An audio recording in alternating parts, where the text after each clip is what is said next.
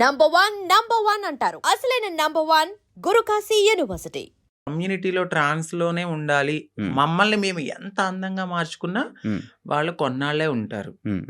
So వద్దు, సింగిల్గా ఉండడం బెటర్ అనిపించింది. దాని తర్వాత నేను సోషల్ మీడియాలో నేనే పోస్ట్ పెట్టాను. వద్దు అంటే నన్ను కలవడానికి 2 times అట్లా ప్రయత్నించాడు. బట్ నాకు మనసుకి తగిలింది అది. ఎందుకంటే ప్రతిసారి నేను యాక్సెప్ట్ చేయడము, ఇది మా ఇద్దరి మధ్యన జరగడము, వాళ్ళ ఫ్యామిలీకి చెప్పడము, మా ఫ్యామిలీకి చెప్పడము, మీ చావు మీరు చావండి అనడము, ఇవన్నీ నేను ఇంకా తీసుకోలేకపోయాను. నేను మారింది నా కోసం, నా సెల్ఫ్ నేను ఆనందంగా ఉండడానికి. ఎందుకు దీంట్లోకి దూకానా? ఇంకొకటి, కమ్యూనిటీలో అందరికీ ఒక రోల్ మోడల్ అనుకున్నారు, ఇప్పుడున్న జనరేషన్లో ఇంత బాగా ఉంటున్నారా అని. సో నేను ఇప్పుడు కనుక నేను బ్రేక్ చేస్తే సొసైటీలో వీళ్ళంటూ సెట్ కారు, వీళ్ళకి పెళ్ళిళ్ళు సెట్ కావు అని అంటారని నాకు ముందే తెలుసు. దానికోసం కూడా నేను చాలా బాధపడుతూ అట్లానే ఉన్నాను. ఇవన్నీ చూసిన తర్వాత నాకు నేనే ఇన్స్టాగ్రామ్లో విడిపోతున్నామని చెప్పాను. చెప్పిన తర్వాత ఆపోజిట్ పర్సన్ కూడా ఎందుకు ఏంటి అని క్వశ్చన్ చేయడానికి నన్ను ప్రయత్నించలేదు. నేను వీడియోస్ డిలీట్ చేసేసాను. తను కూడా అప్పటికే వేరే అమ్మాయితో లవ్లో ఉన్నాడు. ఓకే. అలా బ్రేకప్ అయింది. సేమ్.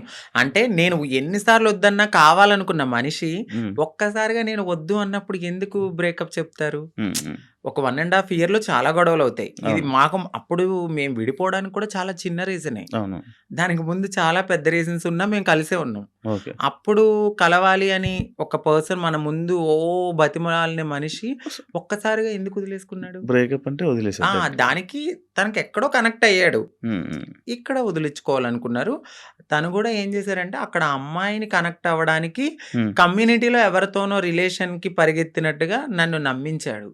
సో అక్కడ నా మనసు బ్రేక్ అయిపోయింది. తర్వాత తెలిసింది ఇలా జరిగాయి. కాదు, అప్పుడు మరి ఫేస్ మీద దెబ్బలు కొట్టడం అవన్నీ ఏవో ఉండే కదా, దెబ్బలు ఉండే ఫేస్ మీద, ఏవో దెబ్బలతో ఒక వీడియోస్ ఉండే, అవేంటి? అవి ఆయన కొట్టిందా లేకపోతే ఏం జరిగింది? అది ఇక్కడ దెబ్బలు తగిలింది అంత ఫేస్ సంథింగ్. ఆయన అయితే కొట్టలేదండి. సో అది అబద్ధము. ఇక్కడ దెబ్బ తగిలింది అనడానికి నేను అప్పుడు ప్రతిసారి మన ఐబ్రోస్ చేయించుకోవడానికి స్క్రబ్బింగ్కి వెళ్ళేదాన్ని. ఆ టైంలో నాకు అది రిఫ్లెక్ట్ అయింది అంతే.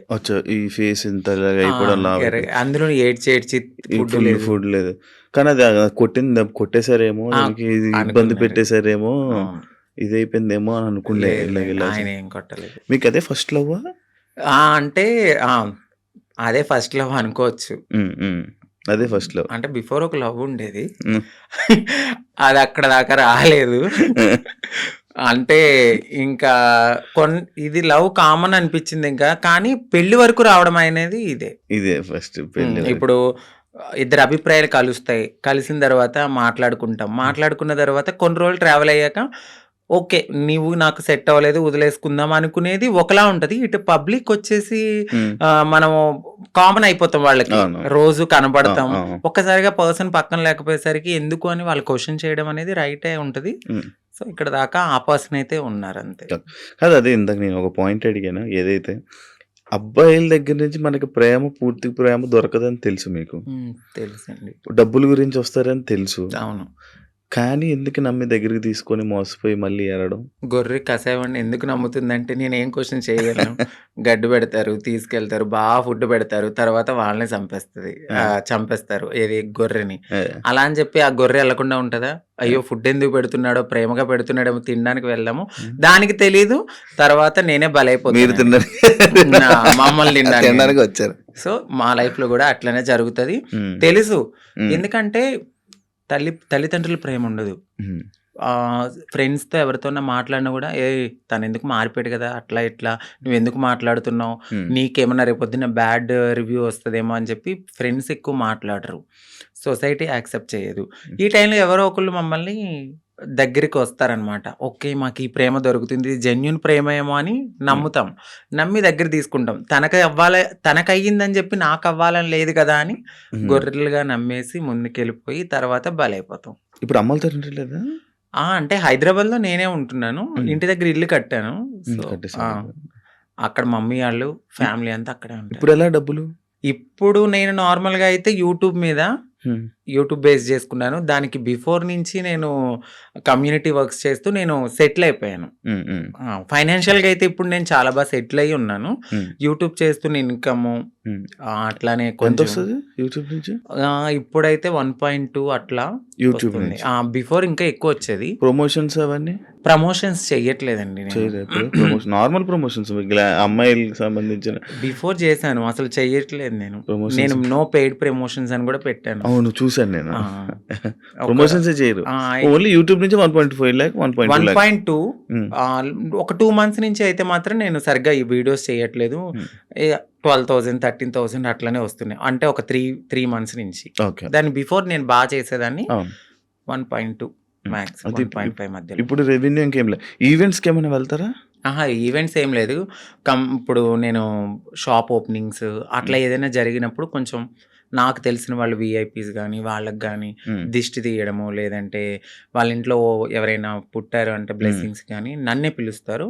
అక్కడికెళ్ళినప్పుడు బానే ఇస్తారు. 51 ఓకే. 51 అంతే. 31 ఓకే. అంతే. మొత్తం మంత్లీ ఓవరాల్‌గా ఇప్పుడైతే నా ఇన్‌కమ్ 1.2 అంతే. అంతే. ఇప్పుడు మొత్తం అన్ని కలిపినా కూడా అంతే. అంతే. అంతకు మించి చెప్పట్లేదా? లేదు సార్ అంతే.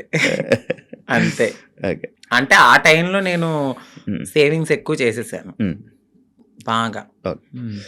ఒకప్పుడు అంకిత నాయుడు వీడియోస్ చూస్తున్నప్పుడు అంటే లైక్ బిఫోర్ బ్రేకప్ కానీ బిఫోర్ ఇది కానీ ఫేస్ ఒకలా ఉండేది. ఇప్పుడు చాలా చేంజెస్ అయిపోయాయి. అవునండి. ఎందుకు అన్ని చేంజ్ చేసుకుంటున్నారు? అంటే ఎందుకు చేయించుకున్నానంటే నేను ఒక పుట్టడం అనేది అమ్మాయి తత్వంతో ఉన్న ఒక అబ్బాయిగా పుట్టాను. సో ఎక్కడైనా నాకు చిన్నగా ఏదైనా అనిపించిందంటే దాన్ని వెంటనే చేంజ్ చేసుకోవాలి అనే థాట్ నాకు ఉంటుంది.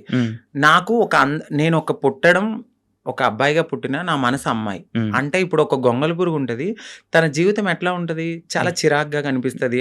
కానీ ఒక్కసారి తనకి మారినప్పుడు ఒక అందమైన సీతాకోక చిలుకగా మారుతుంది.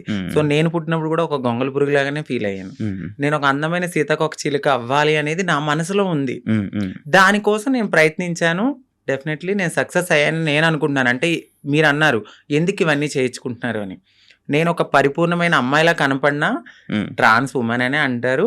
బట్ నేను ఫీల్ అవుతాను ఒక అమ్మాయి పక్కకు వెళ్ళినప్పుడు ఓ అమ్మాయి కన్నా చాలా బాగుందిరా అనే ఫీల్ నాకు అనిపించినప్పుడు నేను సాటిస్ఫై అయిపోయాను. కామెంట్ వేయాలి. ఆ కామెంట్ కి నేను హ్యాపీగా ఫీల్ అయ్యి అమ్మాయి హ్యాపీ నేను ఇంత మారినందుకు. ఓకే. ఇప్పుడు సీతాకోక చిలకలకు రెక్కలు వస్తే ఎగిరిపోదామనా? వెళ్ళిపోతా డెఫినెట్లీ. ఎక్కడికి? ఎక్కడికో ఒక చోటకి, మమ్మల్ని యాక్సెప్ట్ చేసే చోటకి. అయితే ఇప్పుడు మొత్తం అంతా ఇంకా చేంజెస్ చేస్తూనే ఉంటారు అలాగా? అంటే జా చేయించుకున్నానండి, లిప్స్, నోస్ చేయించుకున్నాను, ఫోర్ హెడ్ చేయించుకున్నా, నడుం చేయించుకున్నా, ఇంకా ఫుల్లీ ఫీమేల్ లాగానే అన్ని చేయించేసుకున్నాను. మొత్తం అన్ని చేయించేసుకున్నారు కదా. ఇష్యూస్ రావా ఏమి? అంటే ఏం లేదు. ఇప్పుడున్న టెక్నాలజీ ప్రకారం అయితే ఎటువంటి ఇష్యూస్ అయితే లేవు. అది శృతి మించితే ఇప్పుడు నేను చేయించుకున్న దానికి ఓకే. ఇంకా ఎక్కువ మనము ఎనర్జీ ఎక్కువ తీసుకుని మన బాడీని వీక్ చేసేసుకుని ఫుడ్ అనేది ఎక్కువ బాగా తినకుండా ఇలా ఉంటే చాలా ప్రాబ్లమ్స్ అయితే ఉంటాయి. నార్మల్గా ఎక్కువ ప్రాబ్లమ్స్ ఎక్కువ వస్తుంటే ఏదో ఒక ఇష్యూ అంటే ఒక మంచి డాక్టర్ దగ్గరికి వెళ్ళాలండి. అంటే డబ్బులు పోయినా కూడా ఒక మంచి డాక్టర్ని సజెస్ట్ చేసుకుంటూ ముందుకెళ్తే ఏం ప్రాబ్లమ్స్ రావు. బట్ అది కూడా ఎక్కువ బేర్ చేయరు ఎవరు. చాలా పెయిన్ఫుల్, అది చాలా నరకం. తాగడానికి ఉండదు, తినడానికి ఉండదు, గాలి పీల్చడానికి ఉండదు. ఇక చెప్పలేము ఆ బాధలన్నీ. ప్రియాంక నీ ఫ్రెండేనా? అవునండి. మాట్లాడతారా? మీ ఇద్దరు అనుకునే చేయించుకుంటుంటారా ఏదైనా? లేదండి. ఎందుకండి? తను చేయిస్తుంది, దాని తర్వాత మరి మీరు చేయించుకుంటారా? Same treatments. చెప్పాను కదా, అందంగా ఉండడము అనేది మాకు ఉంటది ఆ మనసులో. ఎక్కడ మేము ఒక అమ్మాయిలాగా ఉండాలి, ఎంత మారినా ఉంటది జనాల్లో మీరు అలాగా మీరు ఇలాగా అని. బట్ అనేవాళ్ళు అంటూనే ఉంటారు. మనం మనలాగానే ఉండాలని నేను అనుకుంటాను. And for more videos, please subscribe to iDream. Please subscribe to iDream. Please subscribe iDream. And please subscribe to iDream. For more videos, subscribe to iDream. please like, share and subscribe to the channel. Congratulations, iDream. Subscribe to iDream. Subscribe to iDream. So subscribe to iDream Media. iDream ki iDream team andarki huge congratulations. Please subscribe iDream Media. Please subscribe to iDream. Subscribe iDream. Please subscribe to iDream. iDream అంటే నా కళల ఛానల్ను subscribe చేసుకున్న నోరు తిరుగుతలేదు, మీరైతే గంట గుర్తు కొట్టండి. For more such videos, please subscribe to iDream. Subscribe to iDream. Please subscribe to iDream. Please subscribe iDream Media. Please do subscribe to iDream. Please subscribe to iDream Media. For best entertainment and information, please subscribe iDream. And don't forget to subscribe to iDream.